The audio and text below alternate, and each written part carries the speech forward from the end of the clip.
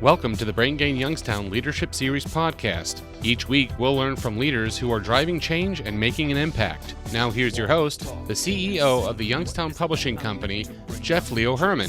I got the courage in me. Let go and let it release. Don't stop from feeling it. It's time for me to break the stone.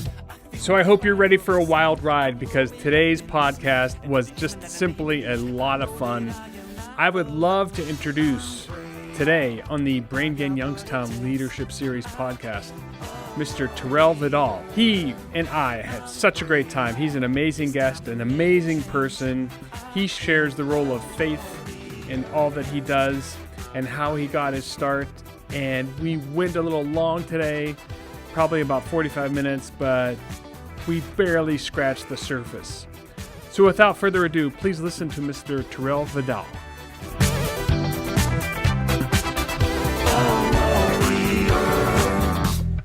Terrill Vidale, welcome to the Brain Gain Youngstown Leadership Podcast. Thanks for joining us today. Thank you. I'm blessed to be here. I'm thankful, and I appreciate you for giving me this opportunity to come on your show today. No, we're looking forward to it. We're hearing everything about you, right? Everything you have going on. Do we have like 6 hours to do this? I give you as much as you need. Okay, that's good. That's good. Let's get started. Give us a sketch. I mean, you have so many different initiatives happening. Just a quick sketch. Who is Vidale? Yeah, so basically my goal in life was to inspire and empower.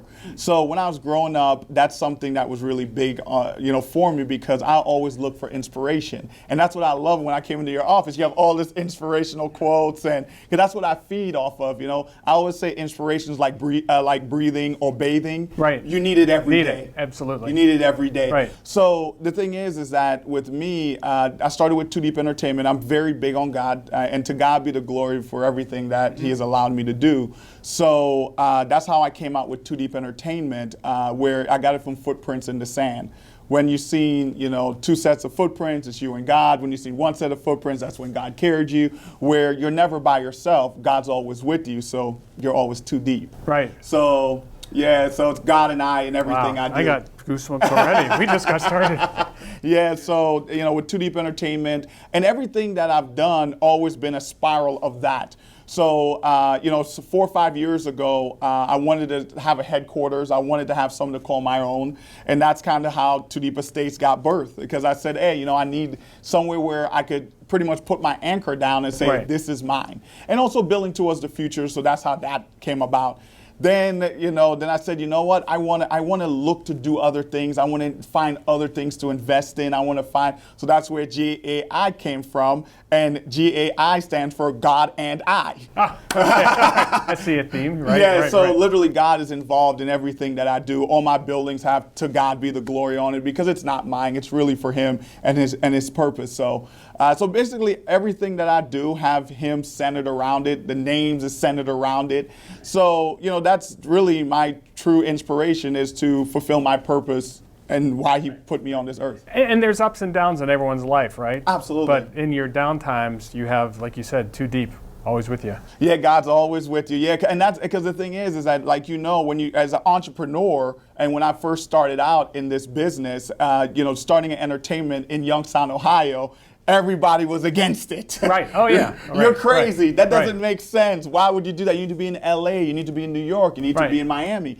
That's where the mecca of entertainment. But I truly believe that, if you're following your purpose and what God has for you, it's going to develop and it's going to happen. So, and that's kind of, with me. You're delivering an experience, right? And, Absolutely. I've lived in New York and San Francisco and Chicago, and it's really, who cares if you're from Youngstown? If you can come in and deliver an experience. Absolutely. And do the job and do it well and execute, people then drop that real quick. Absolutely. The first meeting, they always throw it up, kind of give you the New York, what's that, the Heisman, right? Yeah, exactly. But it's easy to break through that, right? Oh, Because once absolutely. you start working with them, they see it. Doesn't matter where you're from, but it's great you set roots down here. Oh, absolutely. I believe in this valley. I believe in this town, and I think that this town has a lot of room for growth. And I always said to myself, why would I want to go somewhere where everyone's at? Right. I want to create the opportunity. Exactly, yeah. And that's the thing where I always look for things what it can be versus for what it is. And that's why I believe this valley could be something special once we have that vision of what it really can be.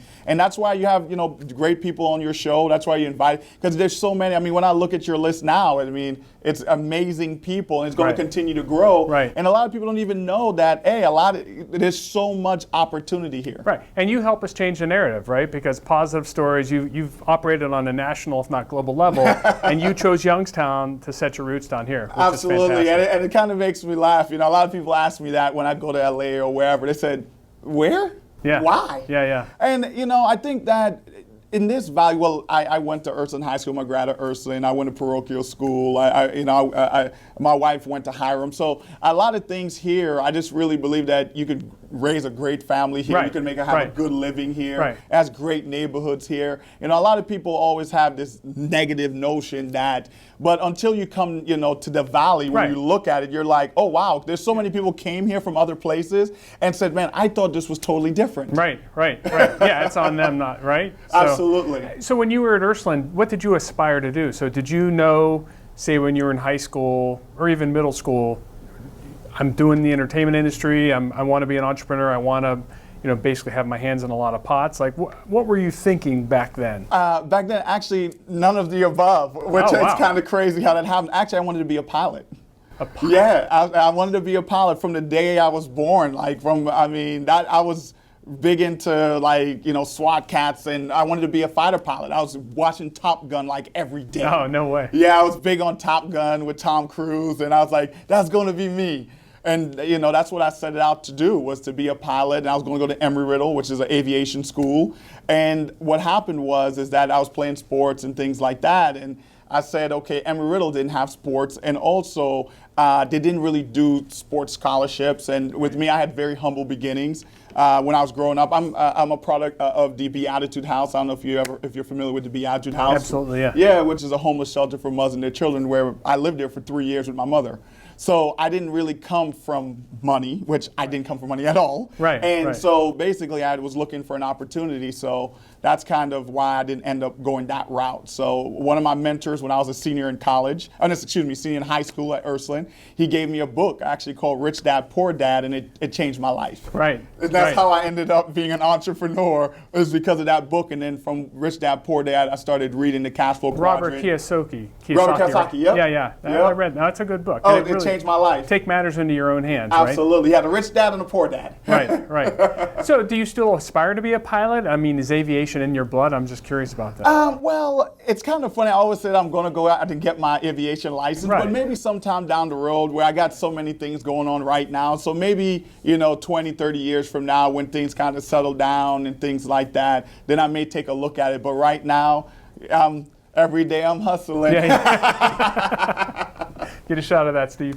Yeah. So now you had said, was it a teacher that gave you Rich Dad, Poor Dad? No, actually one of my mentors. Yeah, so I was with this thing called a battalion, and a battalion is like a rites of passage for African Americans who's graduating high school.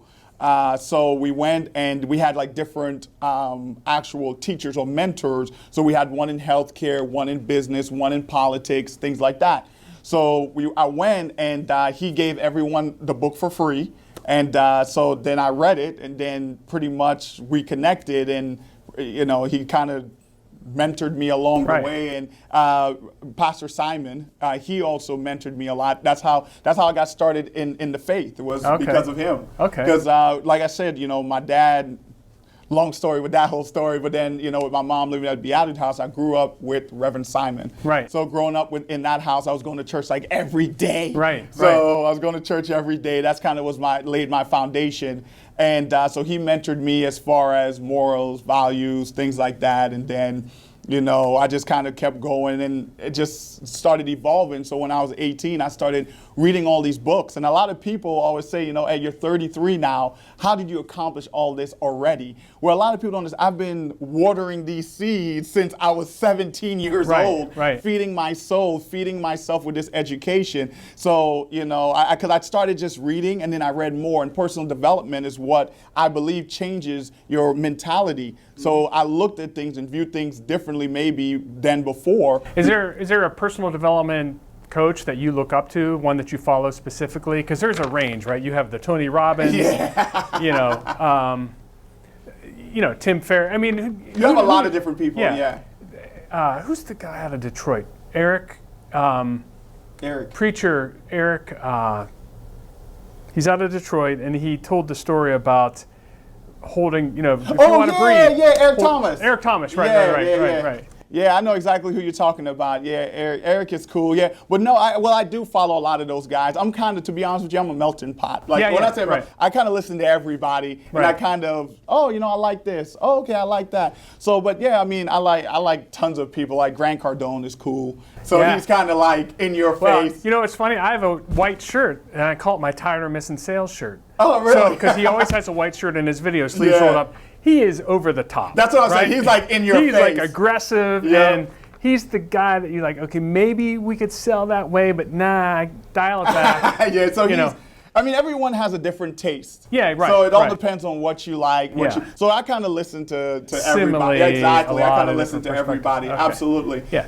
No, that's interesting. So would you say your mentor, someone locally that you could see every day, had a bigger influence on you with the book than, say, all these national thought leaders? Absolutely. Right? Because, it was here. Yeah, it all started here, and that was big for me, and it really helped me and developed me. And I think that's what holds a lot of people back is terrible mentorship. Right. They listen to the wrong people. And I think that's why, like with me, a lot of times when a lot of people have a problem, they go to their peers, who they know. So if you have an electrical problem, they go talk to the plumber. Right. And the plumber's giving them advice for electrical problem. And that's the thing where normally when you have an electrical problem, you go to an electrician. Right. And that's what my biggest thing is that whatever it is that it is going on in my life, I always seek wise counsel. Right. So before any moves I make, I always had, because I always had different people in different industries who I called on.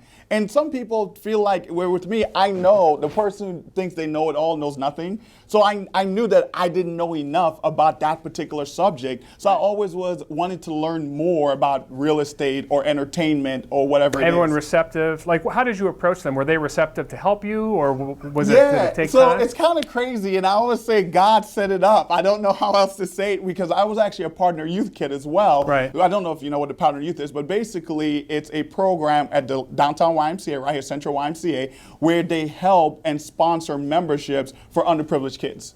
And I was an underprivileged kid. I got that, so I got into the Y. And I got hired actually sweeping floors when I was 13, 14 by Danelle Seipel. And so, and I'm thankful for the opportunity that she granted me. And I was, sweeping floors and reffing. And a lot of kids that I reffed, I was there reffing forever, like a decade. Right. Yeah. Right. So, and then I met a lot of those people at the Y. So a lot of my mentors, a lot of people that I call on, I met from the YMCA. Got it. Okay. Yep. So it's crazy because they met me when I was, 14, sweeping the floors, and then from sweeping the floors, I got reffing. Then I was reffing the 5 to 7. Then I went up to the 8 to 10, and then so on. So it's kind of like their kids grew while I was going up. So I was with the same kids in all the age brackets. So. And did they know just maybe a few minutes they spent with you would lead to this success? Exactly. Crazy, cool? Right? Yeah. I know, and I'm still friends with a majority of them today. And what's so wild about it is that I did not know who they were when I was at the Y. Right. So I'm talking to people that's on boards of banks. I'm talking to CEOs. I'm talking about big-time entrepreneurs. And I had no idea who these people were. Right. And I think that's what's the genuine, and that's what's really good about it, because I had no idea who these people. So a lot of people come to me and like, hey, how do you know this guy? Well, I met him when I was 13 at the Y. I have no idea how that happened. And I really believe that everything that happened in my life to get me to where I'm at now, it was a reason why those things happened, where a lot of times when something negative happened in my life, it actually turned out to be positive. where, you know, when you're going through it, you're always so hard on yourself. Where now I always say, okay, God, what are you trying to teach me? Right. So my perspective changed on that when things are not going right, or something may not been as pleasant, or I disapprove, or a plan didn't work right. Where sometimes it might be God just protecting me from myself. Sometimes you need protection from your own ambition. Right, that's true. So That's true. I try to learn, and you know, every day I just try to get better. Because a lot of people are so crazy now with everything what came out. To be honest with you, it was your article with the Business Journal. Because a lot of times, a lot of people don't know what I do entertainment, but Right. entertainment is so broad. Right. So, it can mean a lot of things. Yeah, exactly. So with the real estate, and now doing the real estate plays that I'm doing, and getting, and you know, with the story that you get, so now it's more prominent because now Right. people are seeing like, oh, well, who's this guy? Right. So, you know, and so it's kind of crazy that, you know, I'm kind of like the new face to Yeah. everything. Have you read The Obstacle is the Way by No, Ryan Holiday? I have not. So Ryan Holiday, he's a student of Tim Ferriss, and he wrote Okay. The Obstacle is the Way, and it's about stoicism. Yeah. And so it's a similar philosophy around this must mean something, right? Mm-hmm. This barrier, this obstacle that's thrown up, it's actually It's the tied way to forward. something bigger. Right. Absolutely, and I believe in His timing. I believe in God's timing, and I try my best. And that's probably was something that was hard for me. Is patience. I think patience is hard for a lot of people, but with me, I'm always like, hey, I believe in TNT, today, not tomorrow. So if I could do it today, I'm doing it today. Right. So that's have always been my philosophy with almost everything I do. And it's crazy because even with my wedding, so we were going to get married in 18. We're going to get married in 20, which is this year. Yeah, right. But we got married in 18. We moved it up 2 years, so because I liked 08, 2020. Oh, yeah, So I right. just liked that date. Right. In 19, I was like, I don't want to get married in an off year or odd year. Right. So I was like, it has to be even. So it's either 18 or 20. So we were going to get married in 18 in August, but then we switched it to September 1st. So it's kind of funny because even with my wedding, I changed it because we were supposed to get married this year, but then the coronavirus happened. Right. So if we would have waited, we wouldn't have been able to have our wedding Right. as the way we wanted it. We Exactly. probably could have had it, but it would have been different. Right. A So- little more limited, not Exactly. as... So it kind of made me laugh where I was like, here it is, strikes again. Yeah, right. So I truly believe that if you could get something done, do it now. Great advice. Do you have a leadership philosophy with all of your businesses? Mm-hmm. And I'm sure you have a lot of different personalities within those businesses to deal with. So how do you approach that? Is it a universal way, or do you kind of finesse it for each situation? Yeah, so honestly, I believe that my life has taught me so much because remember, I'm a homeless kid from Youngstown, Ohio. So my approach has always been that way, where I never felt like I was better than anyone. So even when you start going up in life, sometimes a lot of people get arrogant. A lot of people get like on a high horse, like I'm better than you, or you should listen to me, and that's where I still operate from. Hey, I'm living at the Beatrice House. When I started Too Deep Entertainment, I was down on my luck. Nothing was going right in my life. I actually moved back in with my mom, which was just so crazy. Right. Because at one point in my life, I used to work for AIG. I was the youngest. I've been ambitious my entire life. So I was number one at AIG, doing great. Everything was going amazing in my life. But back in 08, 09, what happened was with the financial crisis, AIG shrunk.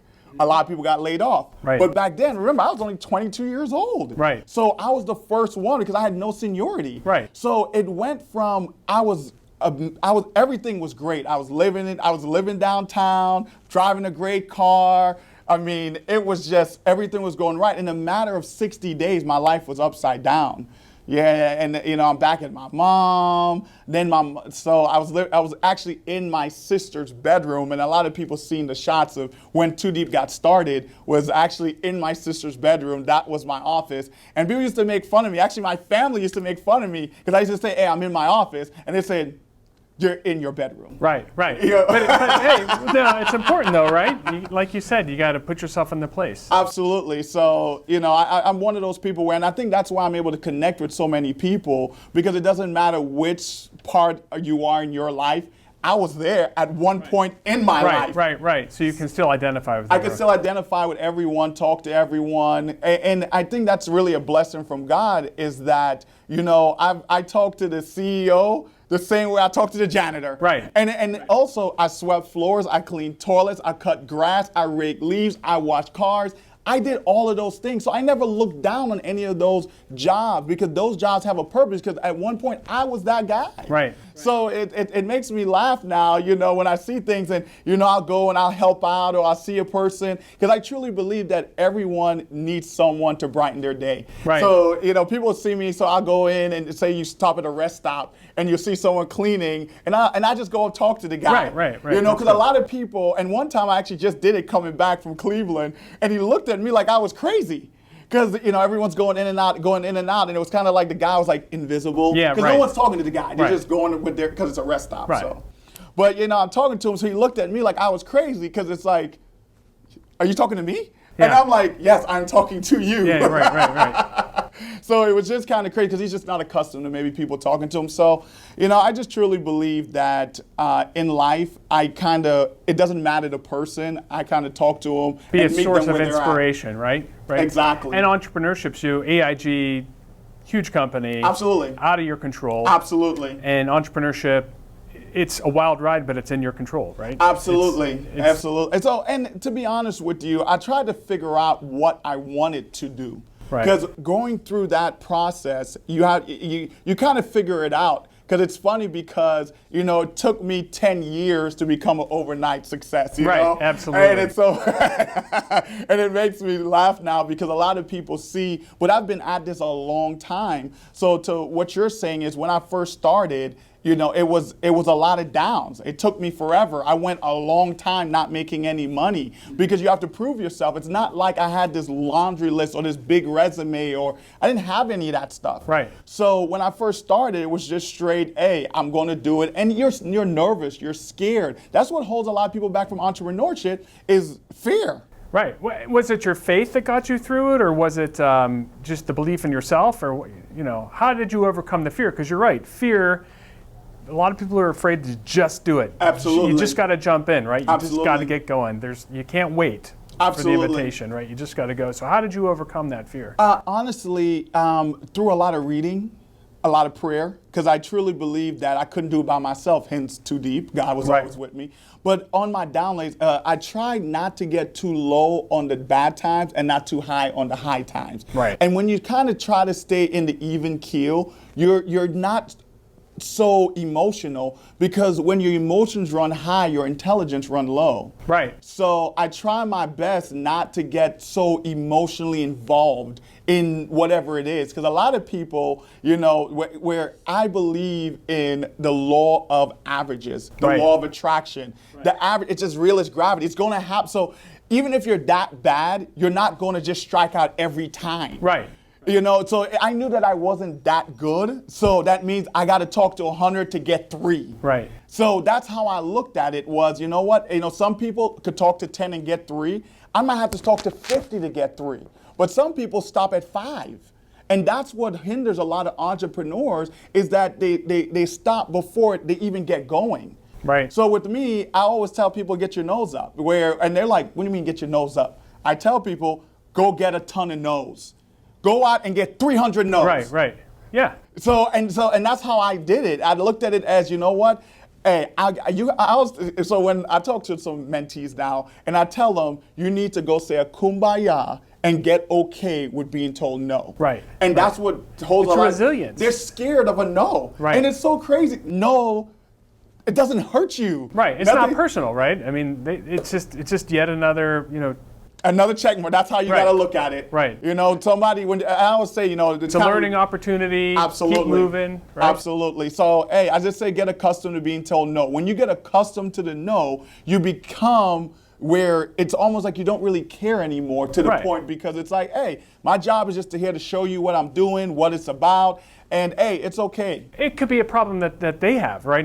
It's not about you necessarily, it's about them. And you just got to go through the numbers. Right. You got to go through the numbers and be willing to do it and have the wherewithal to do it. And I always say entrepreneurship is not for the weak of heart. Right. It's not for the weak of heart, because you're going to be making decisions every day. Sometimes you have to make decisions that you don't want to make, and you may go a long time. And I think that also is what helped me, is that I've been broke. Right. I've been poor. Right. So when I started a business, it didn't really hurt me because I was already broke. It takes a lot of sacrifice, right? Absolutely. Yeah, right. So it didn't necessarily change anything, because I was already at my lowest point. So it didn't really have a whole lot to lose per se, because I was already there. Right. So I said, you know what, man, I want to go out here, and a lot of times I really believed that when I was going through that process, which I'm still going through it now. I mean, I'm not no Warren Buffett or Mark Zuckerberg, you know, I'm not no big shot like them. But at the end of the day, going through this process, it's going to get easier. You're always worse at the beginning. Right. You're going to get better, but you have to be willing to get better. Right, exactly. You got to take that at And that's bat. what I tell a lot of my fingers. mentees. You know, when you started basketball, are you good today like you were when you first started? When you first started, you sucked. Right. But why do you think when you start a business that all of a sudden you're going to be great? Right. No way. And that probably was my biggest downfall, actually. Okay. My biggest downfall was that.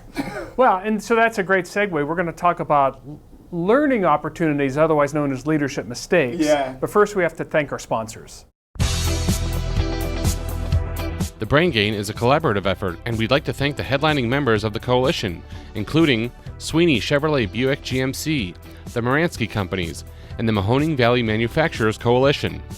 Also included are Farmers Bank Group, Youngstown State University, Eastern Gateway Community College, the DeBartolo Corporation, Cortland Bank, MS Consultants, and 898 Marketing. This is good. Oh, definitely. All right. I'm trying. Well, my thing is that with my story of, you know, where I came from, it's a lot of people think it's hard to believe.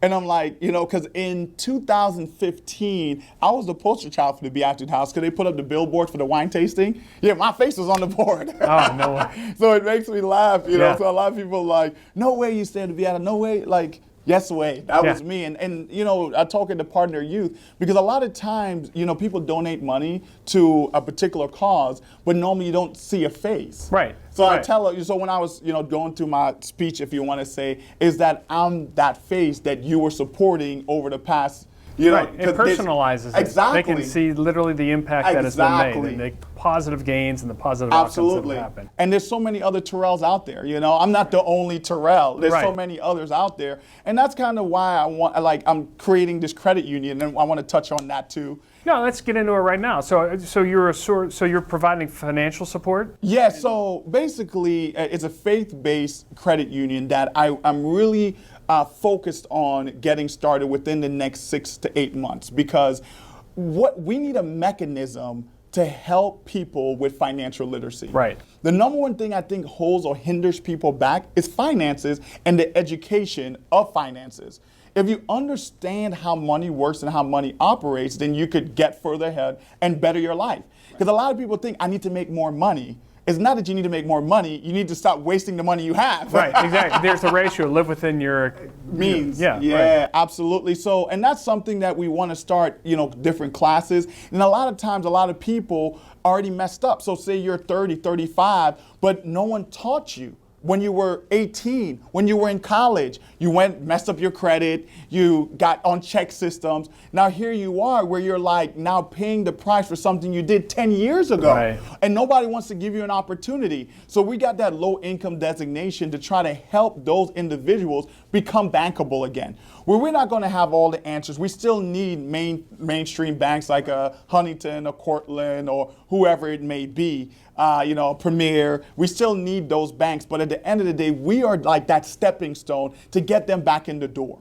But it could be anyone. You could bank with the credit union, I could bank there, but at the end of the day, we're trying to get people out to pay their cash advances. We're trying to get people out of like the different car loan places. We're trying to get those people back, and instead of you giving your check, you know, because how that works, you go give your paycheck, then when you get paid every 2 weeks or every week, you pay them, and then you reborrow it.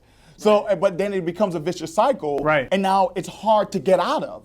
So we want to kind of be that parachute or be that lifeline Right. to those To individuals. exit out of that situation. Right. Exactly. Because How far along are you in this process? so we're actually pretty far along, actually. So I'm hoping within the next, 6 months we could get what we need to get to where we want to go. And then it's about 4 months after that to actually go out and get the charter, do everything with the state of Ohio, and actually get that thing up and running. But we're pretty far along. We got a great board. We have a great working board that we're really focused on getting this thing started. And I think that once we get over this hump, because you have to raise I won't say significant. Capital. Yeah, 150,000 has to be seed money to get what you need to get the bank going. Or I should say credit union, it's not a bank.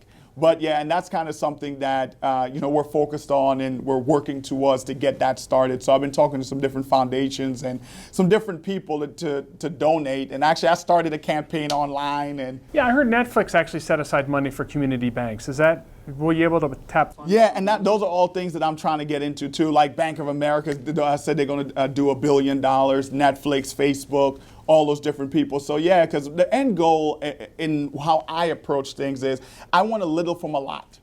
Because it's hard to get a lot from a little. Right. So, right. if we could go out and get, 20, 30, 40 foundations or individuals to donate to this cause, then we could, make it happen. And that's how I believe we all can serve a purpose. So. Right. So you're a source of inspiration, right? And you have mentees, and then you're providing financial services. Absolutely. To once again break the trend, right? And that's the key. And the key is the only way we can change our valley is by raising the tide.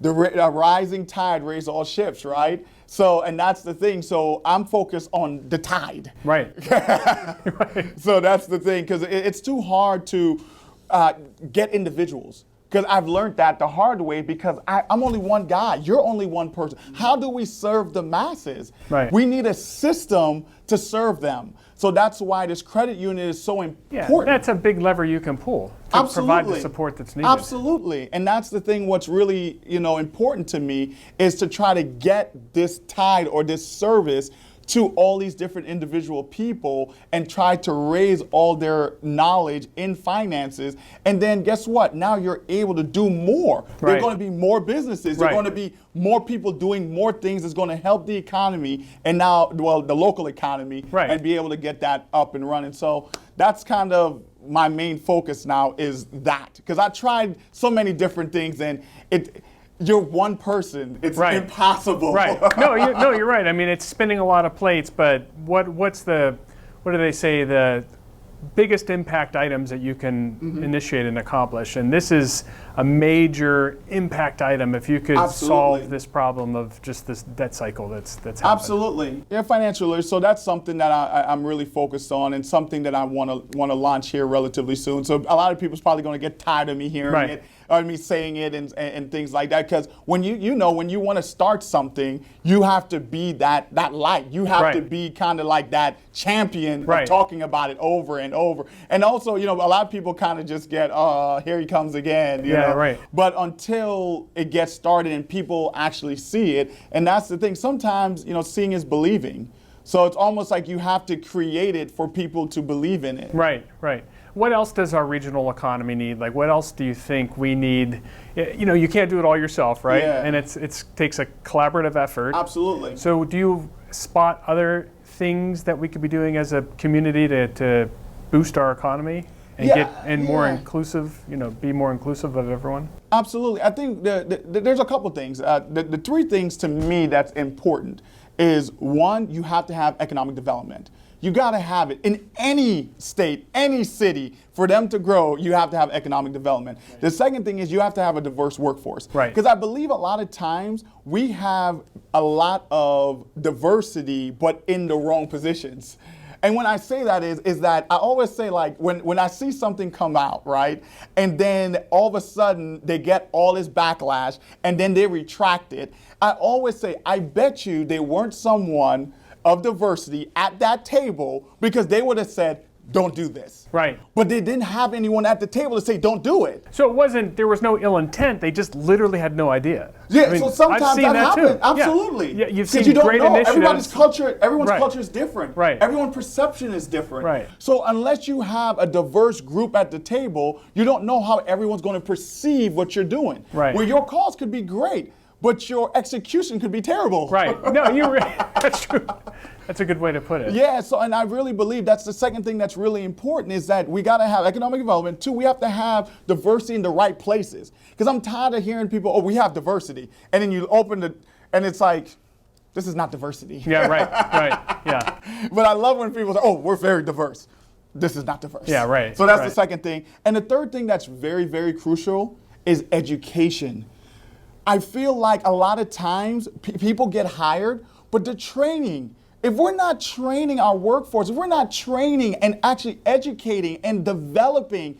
And it's lifelong learning, right? It's consistent training and development. Absolutely. And it's crazy to me. Right. Like a lot of times a company don't grow because of the lack of education to their workforce. They're not upskilling. Absolutely. Right? They're in a box. Absolutely. You have to educate and develop. And to me, a lot of people get scared. They're like, oh, I don't want this person to take my job. Or where with me, I believe in optimism. I believe that there's more than enough for everybody. Right. And my thing is that you should want to educate as many people as possible. Right. Because guess what? Your blessing is going to come. If you try to hinder that knowledge and you try to keep it to yourself, you're only hurting yourself. Right, a scarcity mindset versus an abundance mindset. Absolutely. So I truly believe that we need to train and develop. And what happens is, as an economy, it's going to become better because you have more trained people. Right. So it's wild to me that, a lot of times, a lot of people associate this value like, oh, it's crabs in a bucket or, but my thing is that everyone's not like that. I hate when people look at the minority and think it's the majority. I hate that. Like, I hate the actual generalization. Right. A lot of times people, exactly. Like a lot of people, oh, black people are this way. Or, white people are this way. Like, to me, that's so ridiculous. Everyone's a unique individual. Absolutely. And labels are terrible. Absolutely. It's right? so ridiculous. Because you just compartmentalize something, Absolutely. shuts people's minds down, and it doesn't leave them open for... Absolutely. So imagine you being me. I'm young and I'm black. Yeah. So a lot of times I get labeled. A lot of times people who don't know me label me immediately. Right. It's because, they think, or their mentality sometimes from an older generation is a younger person don't know anything. Right. And, and sometimes when you're young and black, that negative connotation sometimes even hurt me. Right. Like, because the thing is, I don't dress in a suit and a tie every day. I mean, a lot of days I do. Right. But sometimes I might be in sweats. Right. But just because I'm in sweats doesn't mean I'm any less educated. Right, exactly. Yeah. So, but it's sad that how do we society's change that it? How way. do we change the narrative? How do we change the perspectives? Honestly, I think what it is that we have to get to know people. Right. How about a hello? Right. Right. Just because you see somebody walking down doesn't mean they're trying to hurt you. Right. Or they mean that, like, and that's the thing, our It mentality, goes back to it's fear, internal. right? Yeah, it's a lot of internal. I tell my kids, look someone in the eye, say hello. A hello costs nothing. Isn't that crazy? Right? And Just just a engage hello. them. Because everyone's afraid and they want to stay focused and stay on their own course, but you're Yeah. missing an opportunity. Absolutely. And say you say hello and someone doesn't return the favor or the hello, okay, they must be having a bad day. Absolutely. Keep moving. Right. Or you might make that person's day. Oh, right, yeah. Exactly. Right, Sometimes a hello can go a long way. A please and a thank you go. I always say, even with me, like I'm thankful to be on this show right now. We didn't have to do this. I'm thankful because at the end of the day, I have an attitude of gratitude. If you go through life of having an attitude of gratitude, you're going to get further ahead. If you go out and pay respect to everybody that you meet and talk to, I promise you, your life is going to end well. Absolutely. And that's something that's how I've always been. I've always had an attitude of gratitude because at the end of the day, I'm no one person did it by themselves. Right. Everyone had somebody. Right. So, I hate when people are like, oh, I did this or I accomplished this.